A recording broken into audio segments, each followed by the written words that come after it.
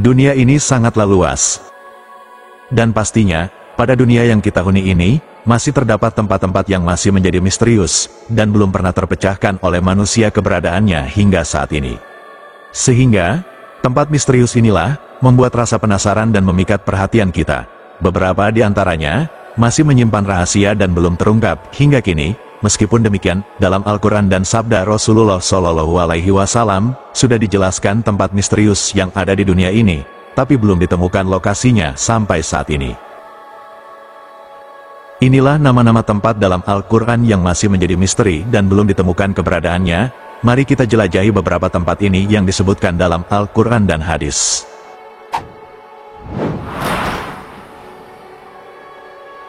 Telaga Ainul Hayat. Dalam sejarah Islam, Ainul Hayat merupakan mata air kehidupan, yang berkaitan dengan kisah Nabi Khidir alaihi salam. Telaga Ainul Hayat ini, sudah dikenal oleh banyak ulama terdahulu, bahwasanya penyebab Nabi Khidir dipanjangkan umurnya, adalah karena meminum air Ainul Hayat. Telaga Ainul Hayat adalah mata air kehidupan, yang bisa memperpanjang usia manusia. Telaga Ainul Hayat, merupakan air kehidupan yang konon dapat menjadikan manusia hidup abadi, hingga hari kiamat. Barang siapa yang meminumnya, walaupun hanya seteguk saja, maka hidupnya akan abadi, kehidupannya akan dijamin oleh Allah Subhanahu wa Ta'ala hingga hari akhir, kecuali dia yang memohon kepada Allah tak henti-hentinya. Sejumlah hikayat mengatakan bahwa Allah Subhanahu wa Ta'ala menciptakan dunia dan menurunkan beberapa tetesan air dari surga ke dunia. Telaga Ainul Hayat masih menjadi misteri, karena belum ditemukan lokasi air tersebut hingga saat ini.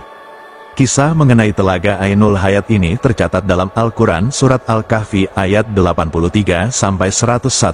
Dalam Al-Quran telaga ini disebut berada di tempat terbitnya matahari, dalam artian tempat tersebut berada di sebelah timur.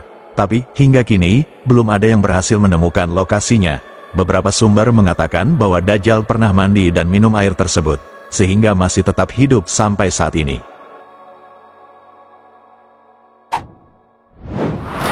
Tembok Ya'juj dan Ma'juj. Ya'juj dan Ma'juj adalah sosok yang disebut dalam Al-Quran, dan keberadaannya menjadi salah satu tanda yang akan datang saat menjelang hari kiamat. Sedangkan keberadaan Ya'juj dan Ma'juj dihalang oleh sebuah tembok yang kokoh, yang dibangun oleh Raja Zulkarnain. Kisah misteri tembok besi raksasa ini, terkait dengan keberingasan kaum Ya'juj dan Ma'juj, yang disebut dalam Al-Quran.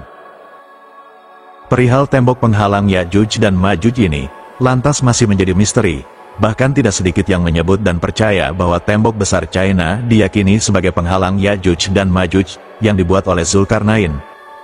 Beberapa sumber menyebutkan, tembok ini berada di antara dua gunung, yang dibangun oleh Raja Zulkarnain sebagai benteng melawan mereka. Keterangan yang Allah sebutkan dalam Al-Quran, bahwa Ya'juj dan Ma'juj berada di dekat sebuah tempat antara dua gunung. Dari firman Allah dalam Al-Quran menyebutkan, artinya, hingga apabila dia telah sampai di antara dua buah gunung, dia mendapati di hadapan kedua bukit itu suatu kaum yang hampir tidak mengerti pembicaraan. Mereka berkata, "Hai Zulkarnain, sesungguhnya Ya'juj dan Ma'juj itu adalah orang-orang yang membuat kerusakan di muka bumi. Maka dapatkah kami memberikan sesuatu pembayaran kepadamu, supaya kamu membuat dinding antara kami dan mereka?" Al-Quran Surah Al-Kahfi ayat 93-94. Allah Subhanahu wa Ta'ala juga menyebutkan di Surat Al-Kahfi, ketika Allah bercerita tentang Raja Zulkarnain yang membangun benteng Ya'juj dan Ma'juj. Artinya, mereka berkata, "Hai Zulkarnain, sesungguhnya Ya'juj dan Ma'juj itu orang-orang yang membuat kerusakan di muka bumi. Maka dapatkah kami memberikan sesuatu pembayaran kepadamu, supaya kamu membuat dinding antara kami dan mereka?" Zulkarnain berkata, "Apa yang telah dikuasakan oleh Tuhanku kepadaku terhadapnya adalah lebih baik. Maka tolonglah aku dengan kekuatan, yakni manusia dan alat-alat, agar aku membuatkan dinding antara kamu dan mereka." Al-Quran Surah Al-Kahfi ayat 94-95. Sesudah membangunnya, Raja Zulkarnain berkata, seperti yang disebutkan oleh firman-Nya, "Dinding ini adalah rahmat dari Tuhanku, maka apabila sudah datang janji Tuhanku, dia akan menjadikannya hancur luluh, dan janji Tuhanku itu adalah benar. Kami biarkan mereka di hari itu bercampur aduk antara satu dengan yang lain hingga akhir ayat." Al-Quran Surah Al-Kahfi ayat 98-99. Pulau Dajjal dikurung. Dajjal dalam Islam dipercayai sebagai salah satu makhluk yang muncul di akhir zaman. Tapi, sampai saat ini lokasi Dajjal dikurung tidak ada yang mengetahuinya. Karena sangat minim informasi mengenai hal tersebut, sejumlah orang berpendapat bahwa Dajjal dikurung di sebuah pulau bernama Socotra, yang berada di Samudera Hindia. Kepulauan ini berada 80 km sebelah timur dari tanduk Afrika, dan 380 km selatan Jazirah Arab. Tapi, pendapat itu tidak memiliki dalil yang kuat sehingga banyak ulama yang tidak setuju. Pulau Dajjal, yang disebutkan dalam hadis Nabi Muhammad SAW masih menjadi misteri. Lokasinya belum terungkap, tetapi diyakini sebagai tempat di mana Dajjal akan muncul. Akan tetapi dari potongan hadis Rasulullah SAW, yang diriwayatkan oleh Imam Muslim, Dajjal ada di Laut Syam atau Laut Yaman. Tidak, melainkan dari arah timur. Dia dari arah timur, dari arah timur. Kerajaan Nabi Sulaiman. Nabi Sulaiman alaihi salam adalah putra dari Nabi Daud alaihi salam. Nabi Sulaiman dikenal sebagai raja yang kaya dan memiliki kekuasaan dan istana kerajaan yang megah. Tetapi, hingga saat ini keberadaan kerajaan Nabi Sulaiman tidak ditemukan keberadaan ataupun sisa peninggalannya. Allah Subhanahu wa Ta'ala berfirman dalam Al-Quran, sebagaimana beliau bersabda, yang artinya, ia berkata, "Ya Tuhanku, ampunilah aku dan anugerahkanlah kepadaku kerajaan yang tidak dimiliki oleh seorang jua pun sesudahku. Sesungguhnya Engkaulah yang Maha Pemberi." Kemudian kami tundukkan kepadanya angin yang berhembus dengan baik menurut kemana saja yang dikehendakinya, dan kami tundukkan pula kepadanya saitan-saitan semuanya ahli bangunan dan penyelam, dan saitan yang lain yang terikat dalam belenggu. Al-Quran Surah Sot ayat 35-38. Jabal Khawf. Menurut legenda, gunung ini adalah gunung tertinggi di dunia, dan gunung ini mengelilingi bumi. Sejauh ini belum ada ulama yang menjelaskan lebih lanjut mengenai Jabal Khawf, masih terbilang misterius. Bahkan, Jabal Khawf menjadi salah satu gunung terbesar yang pernah ada di dunia dan bersifat sangat rahasia. Jabal Khawf disebut sebagai gunung misterius yang dikenal sebagai titik terjauh bumi, sebab lokasinya yang masih belum terungkap.